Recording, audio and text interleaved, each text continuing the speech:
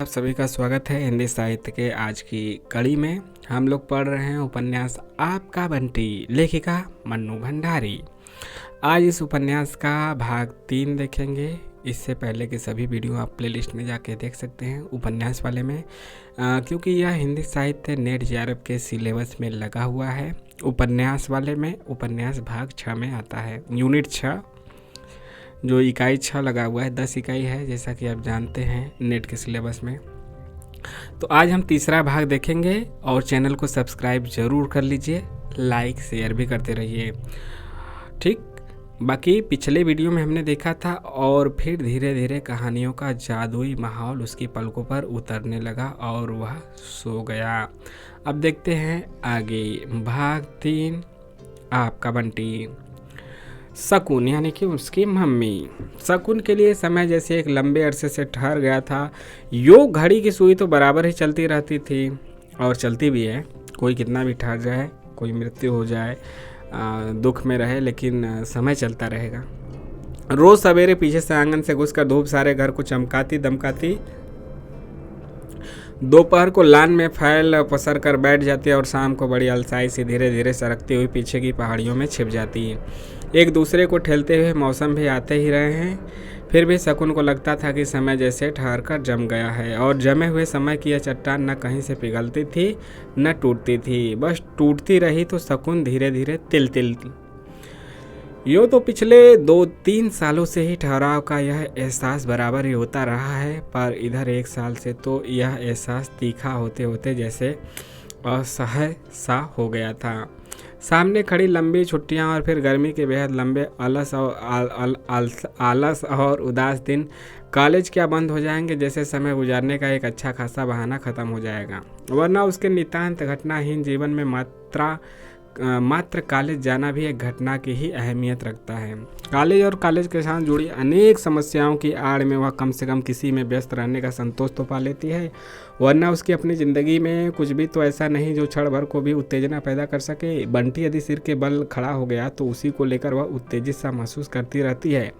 यदि उसने ठीक से खाना नहीं खाया, या कि वह किसी बात पर जिद करके रो दिया, या कि उसने कोई ऐसी बात पूछ ली जो इस उम्र के बच्चे को नहीं पूछना चाहिए, तो वह उत्तेजित होने की स्थिति तक परेशान हो जाया करती है।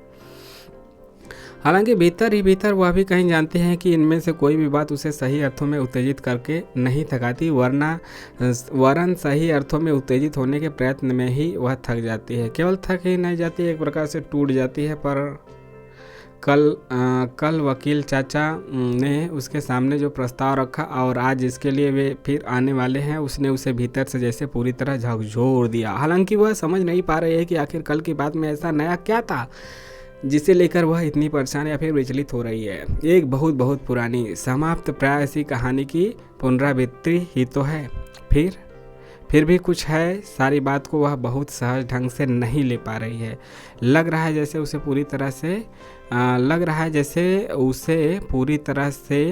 पूरी तरह मथ दिया गया है। वकील चाचा जब भी आते हैं एक बार वह पूरी तरह मथ जाती है। बाहर से तो वह तब भी कुछ घटित नहीं होता, एक पत्ता तक नहीं हिलता, पर मन के भीतर ही भीतर उसे जाने कितने आंधी तूफानों को झेलना पड़ता है।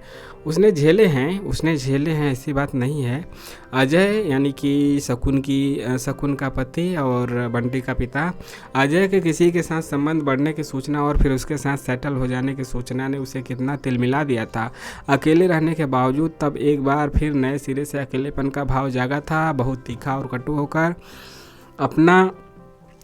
अपमान की भावना ने उस दंश को बहुत ज़्यादा बढ़ा दिया था और कोई 1 साल से ऊपर हुआ चाचा नहीं आकर कहा था क्या बताएं, कुछ समझ में नहीं आता। बंटी को लेकर उसके मन में एक कचोट है और यही कचोट कभी कभी तो वह ऊपर से नीचे तक क्रूर संतोष से भर गई थी। न चाहते हुए भी आशा की एक हल्की सी किरण मन में कौधी। कौन जाने बंटी ही।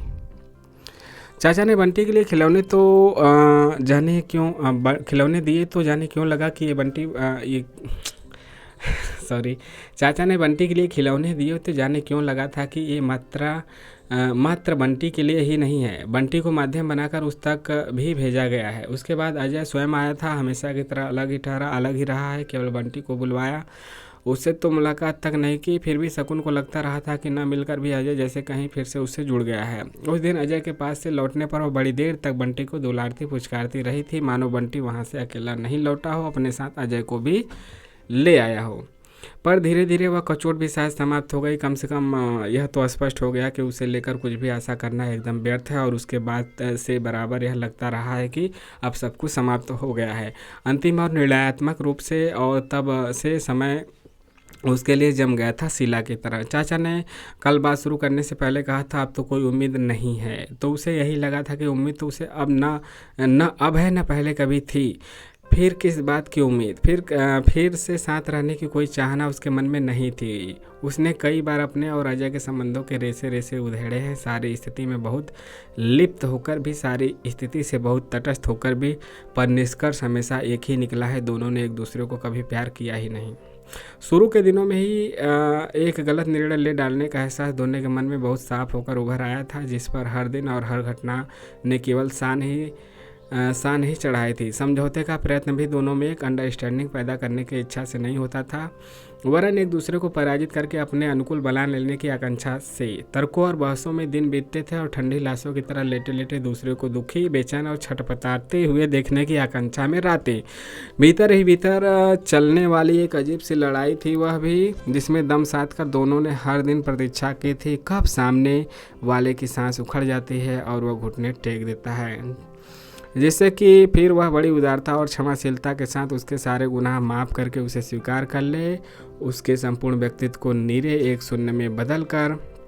और इस स्थिति को लाने के लिए सभी तरह के दांव पेच खेले गए थे, कभी कोमलता के, कभी कठोरता के, कभी सब कुछ लुटा देने वाली उदारता के, तो कभी सब कुछ समेट लेने वाली कृपणता के। प्रेम के नाटक भी हुए थे और तन मन को डुबो देने वाले विभोर क्षणों के अभिनय भी हुए थे। पता नहीं उन क्षणों में कभी भावुकता, आवेश या फिर उत्तेजना रही भी हो, पर शायद उन दोनों के ही दयालु मनों में कभी उन्हें उस रूप में ग्रहण ही नहीं किया। दोनों ही एक दूसरे की हर बात, हर व्यवहार और हर अदा को एक नया दांव समझने को मजबूर थे, और इस मजबूरी ने दोनों के बीच की दूरी को इतना बढ़ाया कि फिर बंटी भी उस खाई को पाटने के लिए सेतु नहीं बना। साथ रहने की यंत्रणा भी बड़ी विकट थी और अलगाव का त्रास भी। अलग रहकर भी वह ठंडा युद्ध कुछ समय तक जारी ही नहीं रहा, बल्कि अनजाने ही अपनी जीत की संभावनाओं को एक नया संबल मिल गया था कि अलग रहकर ही शायद सही तरीके से महसूस होगा कि सामने वाले को खोकर क्या अमूल्य खो दिया है, सामने वालों को खोकर क्या अमूल्य खो दिया है। और वकील चाचा की हर खबर, हर बात इन संभावनाओं को बनाती बिगाड़ती रही थी। सामने वाले को पराजित करने के लिए जैसा सायास और सनद्ध जीवन उसे जीना पड़ा, उसने खुद ही पराजित कर दिया। सामने वाला व्यक्ति तो पता नहीं कब परिदृश्य से हट भी गया और आज तक उसी मुद्रा में, उसी स्थिति में खड़ी है, सांस रोके, दम साधे, घुटी घुटी और कृत्रिम। 7 वर्षों में विभागाध्यक्ष से प्रिंसिपल हो जाने के पीछे भी कहीं अपने को बढ़ाने से ज़्यादा अजय को गिराने की आकांक्षा ही थी। वह स्वयं कभी अपना लक्ष्य रही ही नहीं, एक अदृश्य अनजान सी चुनौती थी जिसे उसने हर समय अपने सामने हवा में लटकता हुआ महसूस किया था, जैसे उसका मुकाबला करते करते उससे जूझते वह आगे बढ़ती चली गई। पर इतने पर भी जब सामने वाला नहीं टूटा तो उसकी सारी प्रगति उसके अपने लिए ही निरर्थक हो उठी थी। कल पहली बार मन में आया कि यदि वह अपनी दृष्टि अजय की जगह अपने ही ऊपर रखती तो शायद इतनी मानसिक यातना तो नहीं भोगती। तब उसका हर बढ़ता हुआ कदम, उसकी हर उपलब्धि उसे कुछ पाने का एहसास तो कराती, पर अब नहीं, अब और नहीं। बीच में मेज पर दस्तखत किए हुए कागज एक गिलास के नीचे दबे हुए फड़फड़ा रहे हैं। मेज के इस ओर शकुन बैठी है, दूसरी ओर वकील चाचा। कितने दिनों बाद उसने अजय के हस्ताक्षर देखे और देखकर एक अजीब सी अनुभूति हुई थी, पर चाहकर भी वह उसे नाम नहीं दे पाई। एक अध्याय था जिसे समाप्त होना था और वह हो गया। 10 वर्ष का यह विवाहित जीवन एक अंधेरे सुरंग में चलते चलते जाने की अनुमति से भिन्न न था। आज जैसे एकाएक वह उसके अंतिम छोर पर आ गई है, पर आ पहुंचने का संतोष भी तो नहीं है। ढकेल दिए जाने का विवश कचोट भर है, पर कैसा है यह छोर? न प्रकाश, न वह खुलापन, न मुक्ति का एहसास। लगता है जैसे इस सुरंग ने उसे एक दूसरी सुरंग के मुहाने पर छोड़ दिया है। फिर एक और यात्रा, वैसा ही अंधकार, वैसा ही अकेलापन। उसके अपने ही मन में जाने कितने कितने प्रश्न तैर रहे हैं। क्या खुद उसे अजय का संबंध भारी नहीं पड़ने लगा था? क्या वह खुद भी उससे उससे मुक्त होना नहीं चाहती थी, तो फिर कैसा है यह दंश? क्या वह आज तक अजय से कुछ अपेक्षा रखती आई है? नहीं, अजय से कुछ न पा सकने का दंश यह नहीं है, बल्कि दंश शायद इस बात का है कि किसी और ने अजय से वह सब कुछ क्यों पाया जो उसका प्राप्य था, या कि इस बात का था कि वह सब कुछ तोड़ ताड़ कर निकलती और अजय उसके लिए दुखी होता, छटपटाता। साथ नहीं रह सकते थे, इसलिए साथ नहीं रह रहे हैं।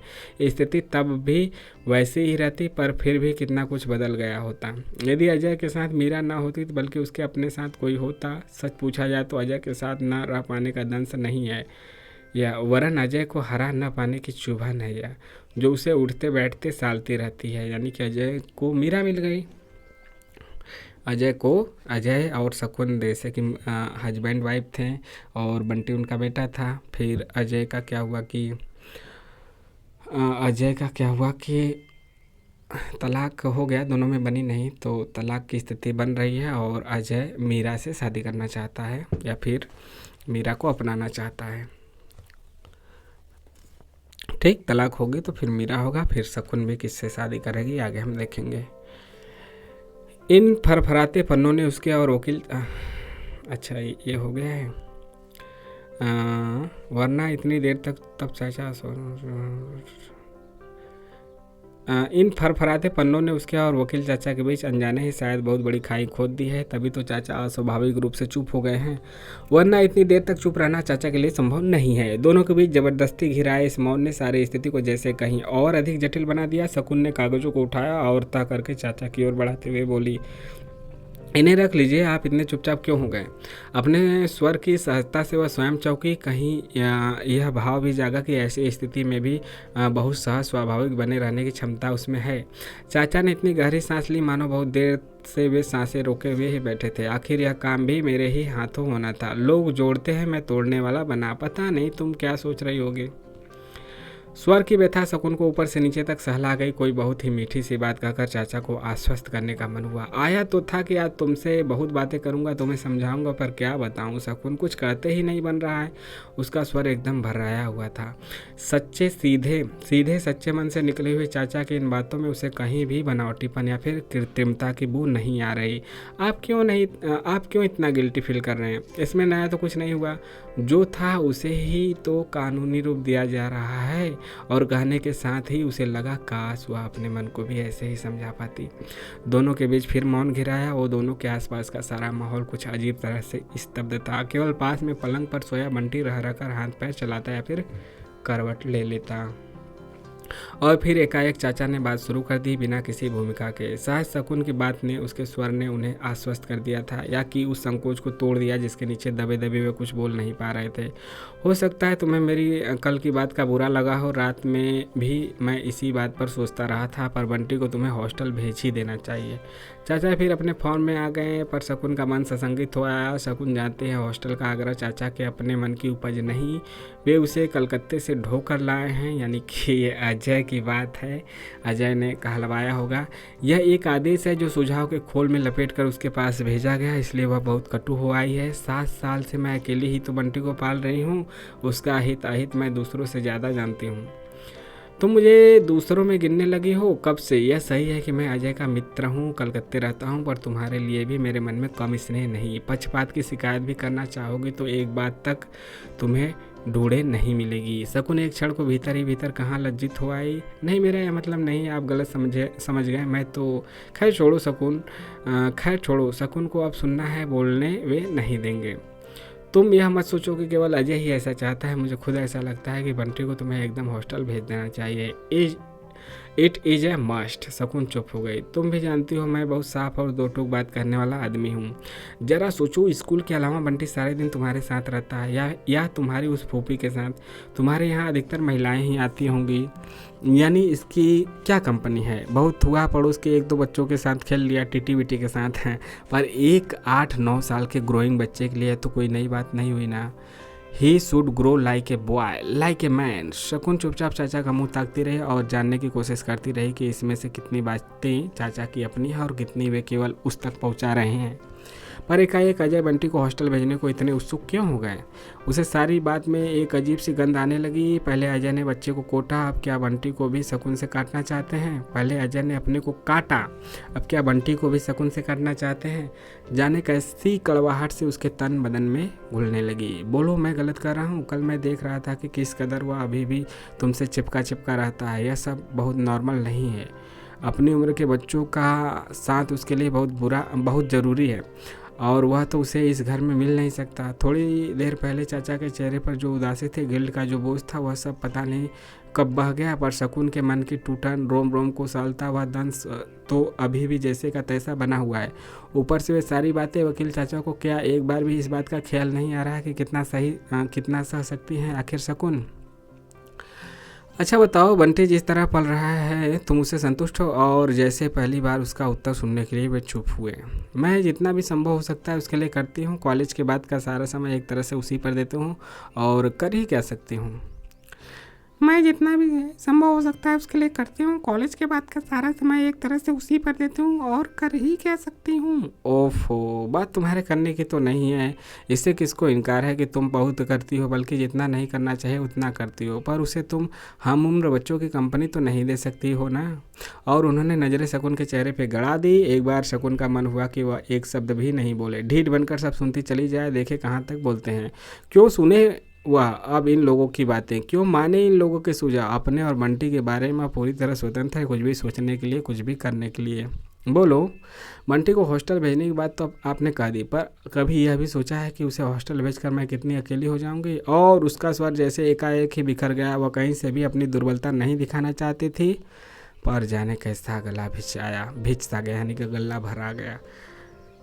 बंटी को हॉस्टल भेजने की बात तो कह दी, कोई भी अकेला होगा, माँ अलग होगी बच्चे से 9-10 साल में, तो फिर उसके लिए तो एक तकलीफ होगी ही।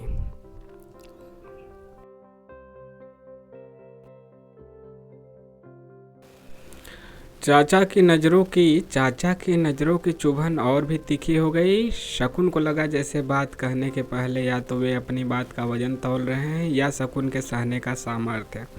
वह भीतर ही भीतर कहीं से बेचैन होने लगी। साथ ही मन में एक आक्रोश भी घुलने लगा। बंटी उसके अधिकार की सीमा है, जिसमें वह किसी को नहीं आने देगी। अपने चेहरे पर नजरें टिकाए चाचा उसे बड़े घाघ लगे। एक क्षण को इच्छा हुई ऊपर से उड़ी हुई इस सद्भावना के रेसे रेसे बिखेर दे, और वात्सल्य में छिपी उस मक्कारी को उघाड़ कर रख दे। कौन सा दाव अब चलेंगे? अब अपने को पूरी तरह तैयार करने लगी। मुझे डर है शकुन, कहीं तुम अपना अकेलापन ख़त्म करने के चक्कर में बंटी का भविष्य ही न ख़त्म कर दो। तुम्हारा यह अतिरिक्त स्नेह उसे बौना ही न छोड़ दे। शकुन ऊपर से नीचे तक तिलमिला गई, पर फिर भी उससे एक शब्द तक नहीं कहा गया। चाचा धीरे धीरे और संभल कर बोल रहे थे। शायद शकुन के चेहरे की प्रतिक्रिया भी उन्होंने समझ ली थी, और स्थिति की नाजुकता भी।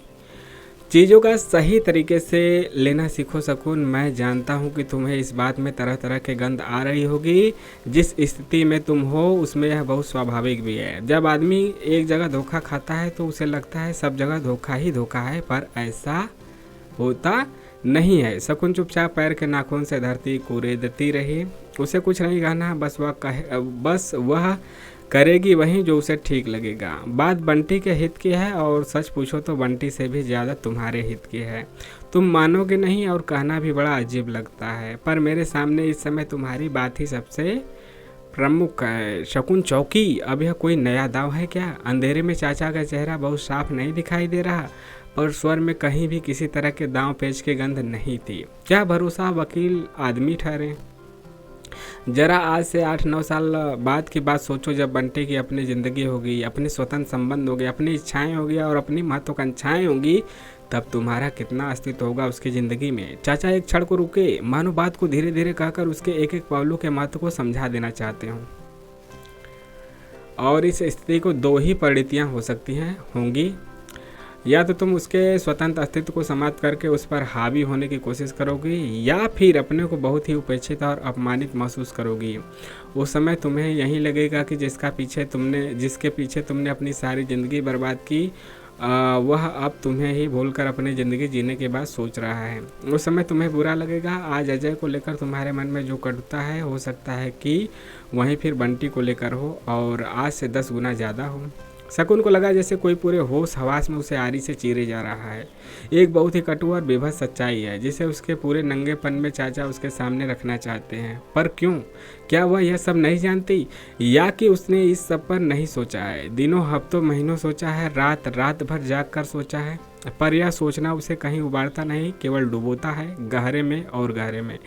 एक क्षण को कहीं बहुत गहरे में डूबी सी शकुन को चाचा की आवाज़ बड़ी अस्वाभाविक सी लगी, और एकटक चाचा के चेहरे को देखकर भी जैसे कुछ नहीं देख रही थे। जो होना था सो तो हो ही गया, और चलो अच्छा ही हुआ। सारी ज़िंदगी उस तनाव में काटने की अपेक्षा तो उससे मुक्त होना लाख गुना अच्छा था। यह कानूनी कार्रवाई हो जाएगी सो भी अच्छा ही रहेगा। यह संबंध ही ऐसा है, लाख लड़ भिड़ लो अलग रहने लगे, पर कहीं ना कहीं आशा का एक तंतु जुड़ा ही रह जाता है। वह आशा चाहे ज़िंदगी भर पूरी ना हो, होती भी नहीं, फिर भी मन है कि इधर उधर नहीं जाता, बस उसी में अटका रह जाता है। शकुन का मन हुआ कि साफ कर दे कि उसके मन में आशा का कोई भी तंतु वंतु नहीं है, पर इतना बड़ा झूठ उससे नहीं बोला गया, सो भी वकील चाचा के सामने।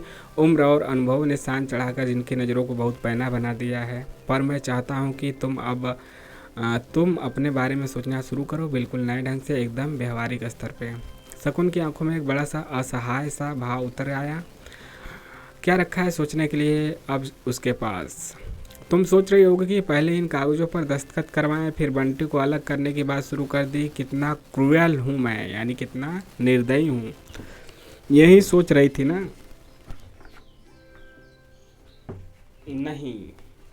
नहीं तो मैंने तो ऐसा कुछ नहीं सोचा। झूठ बोलते समय उसका अपना स्वर शायद बहुत काँप सा रह गया। कम से कम उसे ऐसा ही लगा। सोचा भी तो मैं बुरा नहीं मानूंगा, पर मैं तुम्हें तकलीफ देने के लिए बंटी को अलग नहीं करना चाहता।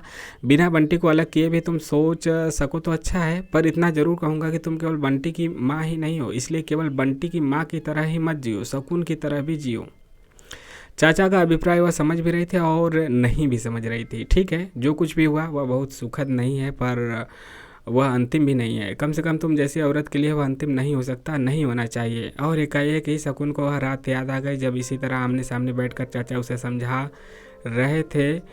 दो जने साथ रहते हैं तो एडजस्ट तो करना ही पड़ता है शकुन, अपने को कुछ तो मारना ही पड़ता है। और जब उनके सारे हथियार छूट गए तो बड़े हताश स्वर में बोले थे, यदि ऐसा ही है तो फिर अच्छा है कि तुम लोग अलग हो जाओ।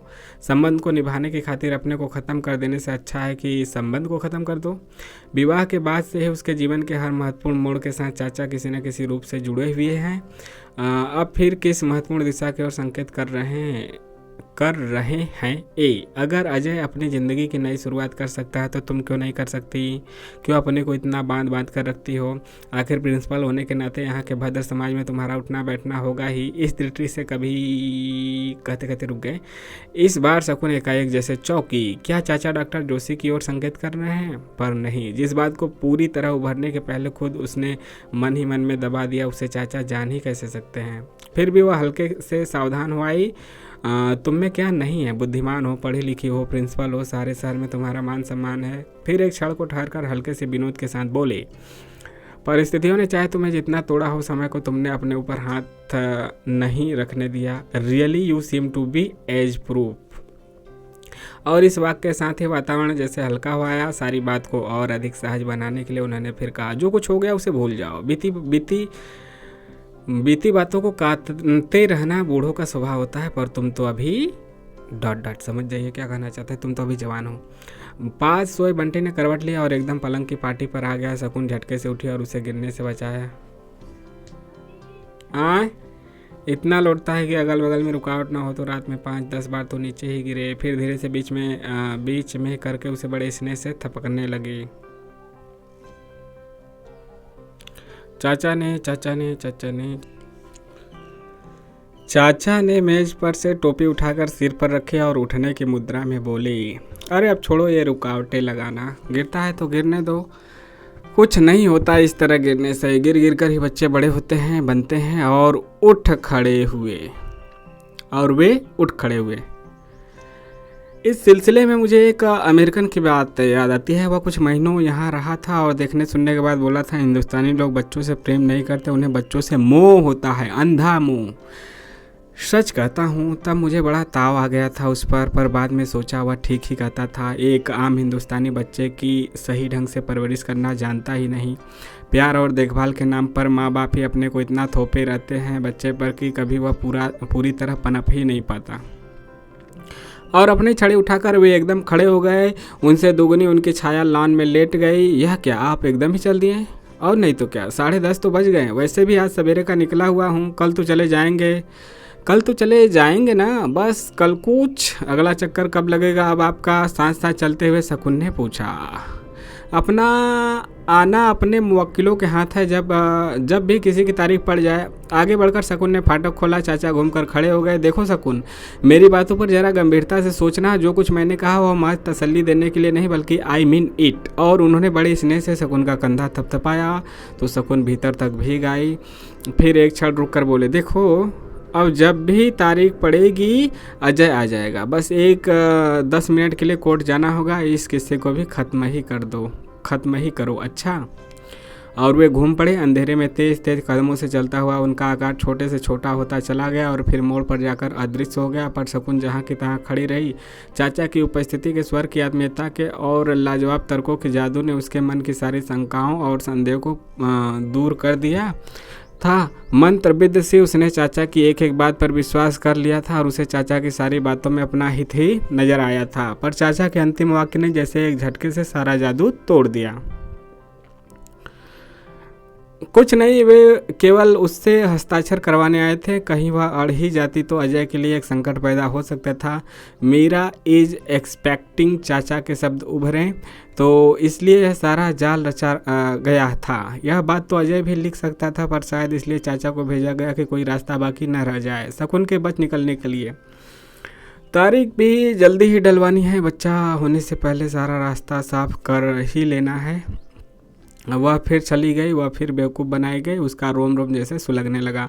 वे बंटी को हॉस्टल भेजना चाहते हैं, शायद उसे भी धीरे धीरे कब्जे में कर लेना चाहते हैं। पर बंटी को वह कभी हॉस्टल नहीं भेजेगी। वह जानती है अजय बंटी को बहुत प्यार करता है, पर अब से वह बंटी को मिलने भी नहीं देगी। बंटी से न मिल पाने की वजह से अजय को जो यातना होगी उसका कल्पना मात्र से ही उसे क्रूर सा संतोष मिलने लगा। मरे मरे हाथों से शकुन ने गेट बंद किया और किसी तरह अपने को घसीटते हुए पलंग तक लाई। बंटी सोया था, बेखबर और निश्चिंत। जरूर किसी राजा रानी और परियों के सपने में खोया होगा। रोज कहानी सुनता है, पढ़ता है और फिर ऐसे ही सपने देखता है। उसने झुककर उसे एक बार प्यार किया। उसके माथे पर बालों की जो लटे छितरा आई थी उन्हें समेट कर पीछे किया। लगा बंटी का शरीर एकदम ठंडा हुआ आया है। बाहर ठंडक बहुत ज़्यादा बढ़ चुकी थी। अपने में ही डूबे डूबे उसे पता ही नहीं लगा। उसने जल्दी में बंटी को गोद में उठाकर साड़ी का पल्ला उसके चारों ओर लपेट दिया और उसे भीतर ले आई। बहुत ही धीरे से संभाल कर उसने पलंग पर सुला दिया, जैसे कुछ बहुत ही अमूल्य, बहुत ही कीमती हो। और तब एक अजीब सी भावना मन में आई। बंटी केवल उसका बेटा ही नहीं, वह हथियार भी है जिससे वह अजय को टॉर्चर कर सकती है और करेगी। और जब वह खुद पलंग पर लेटी तो सबसे पहला चेहरा डॉक्टर जोशी का ही उभरा। वह चेहरा जो एक समय बार बार उभरने लगा था अपनी अनेक अनेक मुद्राओं के साथ, पर जिसको उसने बरबस ही अपने से परे हटा दिया था। इधर 4-5 महीनों से कोई पता ही नहीं। एक तो सर का सबसे बड़ा डॉक्टर, फिर शकुन का निहायत ही सर्द और जड़ व्यवहार। आज अचानक फिर से सब कुछ याद हो आया। पिछली सर्दियों में बंटी बीमार हो गया था तो कितनी आत्मीयता और एहतियात से संभाला था उसे। केवल बंटी को ही नहीं, बुखार के बढ़ते रहे पॉइंट के साथ हौसला खोती घबराती शकुन को भी संभाला था। बीमारी के कारण ही दोनों का परिचय हुआ था। धीरे धीरे कारण हट गया, बस परिणाम बाकी रह गया। वह पति से अलग होकर रहती है, यह शायद सारा शहर जानता है, इसलिए एक बार भी बंटी के पापा के बारे में नहीं पूछा था। हाँ, अपनी पत्नी की मृत्यु का समाचार जरूर दे दिया था और फिर बिना कुछ कहे ही बहुत कुछ कह दिया था। शायद ऐसी बातें कभी कभी शब्दों की मोहताज नहीं रहती हैं। जब तक बंटी के समाचार जानने या कि ऐसे ही इधर से जा रहा था का सहारा लेकर आते रहे थे। चाय पानी होता था, बातचीत होती थी, पर शकुन उन सारे संकेतों के प्रति उसी उत्साह या ललक के साथ रिएक्ट नहीं कर पाती थी। और फिर शकुन की उदासी के कारण ही सब कुछ समाप्त हो गया। शायद शुरू होने से पहले ही। किशोर उम्र वाली भावुकता तो थी नहीं कि आदमी खाना सोना तक भूल जाए। बड़े नामालूम से ढंग से सब शुरू हुआ था और वैसे ही ख़त्म भी हो गया। बस एक हल्का सा अक्स उसके मन पर कहीं रह गया था। आज अनजाने ही वकील चाचा उस पर से समय की धूल पोंछ गए। चेहरा उभरने के साथ ही पहली बात मन में आई, अजय के मुकाबले में जोशी कैसे हैं। और दूसरी बात आई, मीरा के मुकाबले मैं कैसे हैं। मीरा को उसने नहीं देखा, बस सुना है उसके बारे में। अनेक काल्पनिक चेहरे भी उभरे हैं मन में। पहले वह उन काल्पनिक चेहरों की तुलना अपने से किया करती थी। वह तुलना बहुत स्वाभाविक भी थी, पर जोशी और मीरा के मुकाबले की क्या तुक भला। फिर भी मन है कि बार बार कुछ तौल परख रहा है। दूसरी बात, मीरा के मुकाबले में कैसे हैं। पहली बात, अजय के मुकाबले में जोशी कैसे हैं। तो दोनों को उसने तौला अपने मन में। वह तुलना बहुत स्वाभाविक भी था, पर जोशी और मीरा के मुकाबले की क्या तुक भला। फिर भी मन है कि बार बार कुछ तौल परख रहा है। उसे याद है पहले भी जब उसने जोशी के बारे में कुछ सोचा था, अनजाने और अनचाहे ही हमेशा अजय आकर उपस्थित हो गया था। केवल अजय ही नहीं, कहीं मीरा भी आकर उपस्थित हो जाती थी। उसे साफ लगता था जोशी या किसी का भी चुनाव उसे करना है तो जैसे अपने लिए नहीं करना है, अजय को दिखाने के लिए करना है, मीरा की तुलना में करना है। पर जब यह भावना उठी, उसने स्वयं अपने को बहुत धिक्कारा, अपनी भर्त्सना की। क्यों नहीं, वह अपने लिए जीती है, अपने को लक्ष्य बनाकर जी पाती। पर आज फिर अजय आकर खड़ा हो गया। अनदेखी मीरा आकर खड़ी हो गई। उसने अभी हस्ताक्षर कर दिए हैं। कम से कम अब तो वह इन सब से मुक्त हो जाए। उसे मुक्त होना ही है, एक नई जिंदगी की शुरुआत करनी ही है। पर फिर मन में कहीं तैर ही गया। अजय को उसे दिखाई देना है कि वह अगर एक नई जिंदगी की शुरुआत कर सकता है तो वह भी कर सकती है, यानी कि शकुन भी। नहीं, उसे किसी को कुछ नहीं दिखाना है, जो कुछ भी करना है अपने लिए करना है। और तब उसने बरबस ही सब चेहरों को परे धकेल दिया। केवल जोशी का चेहरा बड़ी देर तक आंखों के सामने टंगा रहा। आपको हम ये बता दें कि जो अजय और शकुन आपस में पति पत्नी थे, इन्हीं का बेटा था बंटी। और इन दोनों में तलाक चल रहा है, तलाक का सिलसिला चल रहा है। जब तलाक लगभग अलग रहते ही हैं। और जो अजय हैं उनको मीरा से प्यार हो गया है, तो उनका बाद में विवाह मीरा से होगा। और जो शकुन है, फिर यह डॉक्टर जोशी की तरफ आगे बढ़ती है, तो फिर यह डॉक्टर जोशी से इनका विवाह होगा। बीच में पीसेगा आपका बंटी, इसीलिए नाम रखा गया है आपका बंटी। हम लोगों का बंटी, आपका बंटी। तो यहाँ आज इसका तीसरा भाग यहाँ पे समाप्त करते हैं। आपको कैसा लगा ज़रूर कमेंट के माध्यम से बताते रहें और अपने सवाल सुझाव पूछते रहें। टेलीग्राम से भी जुड़ सकते हैं। टेलीग्राम का लिंक आपका डिस्क्रिप्शन में है। चैनल को सब्सक्राइब भी कीजिए, लाइक शेयर भी करते रहिए। मिलते हैं नेक्स्ट वीडियो में। जय हिंद, जय भारत। आपका दिन शुभ हो।